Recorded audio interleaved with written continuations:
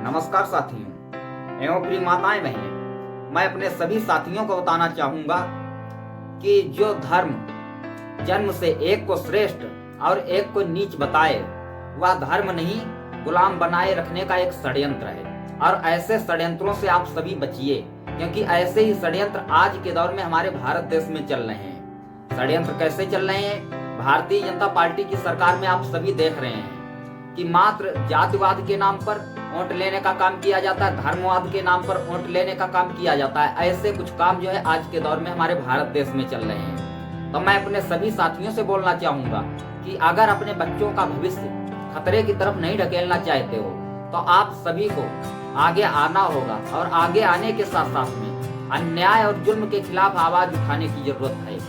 जब आवाज उठाओगे तब हमारे भारत देश में कुछ हित हो सकता है। नहीं तो भारतीय जनता पार्टी की सरकार में धीरे धीरे देखा जाए तो हम खुद को आजाद तो मान रहे हैं, लेकिन हम शारीरिक रूप से आजाद हैं, मानसिक रूप से आजाद नहीं हुए हैं। मानसिक रूप से आजाद कब होंगे? जब हमारे भारत देश में गरीबी और भ्रष्टाचार और ये बेरोजगारी जो है ये दूर हो जाएगी, उस दिन हम जो है खुद को स्वतंत्र या आजाद मान सकते हैं। आज के दौर में क्या चल रहा है कि जो भी आवाज उठाने का काम कर रहा है उसी की आवाज दबाने का काम भारतीय जनता पार्टी की सरकार में हो रहा है। और भारतीय जनता पार्टी की सरकार में क्या हो रहा है कि शिक्षा, आप सभी देख रहे हैं कि शिक्षा की तरफ कितना ध्यान दिया गया है कि बुझा दिया शिक्षा का दीपक, नौकरी पे बैन लगाए और राशन तेल आसमान छू गया, सब्जी ना बन पाए। ऐसा कुछ दर्द जो है हमारे भारत देश में गरीबों का है।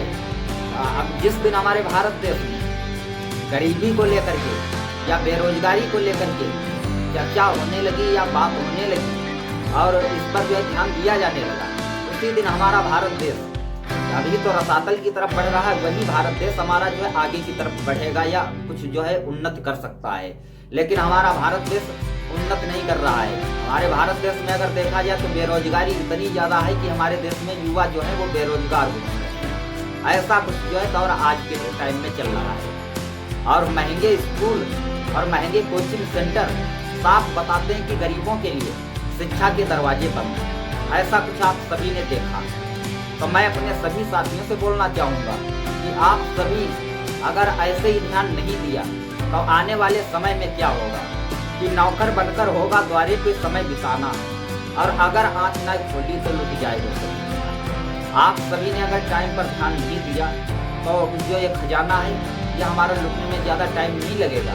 तो आप सभी को ध्यान देना है, और ध्यान देने के साथ साथ में आने वाले चुनाव 2024 में भारतीय जनता पार्टी की सरकार का दूर दूर तक सफाया करना है। और सफाया करने के साथ साथ में समाजवादी पार्टी के राष्ट्रीय अध्यक्ष माननीय श्री अखिलेश यादव जी के कंधों से कंधा मिलाकर के साथ दीजिए और आने वाले चुनाव 2024 में भारत का प्रधानमंत्री बनाइए। इन्हीं शब्दों के साथ साथ सभी साथियों से मैं यही बोलना चाहूंगा कि जय समाजवाद।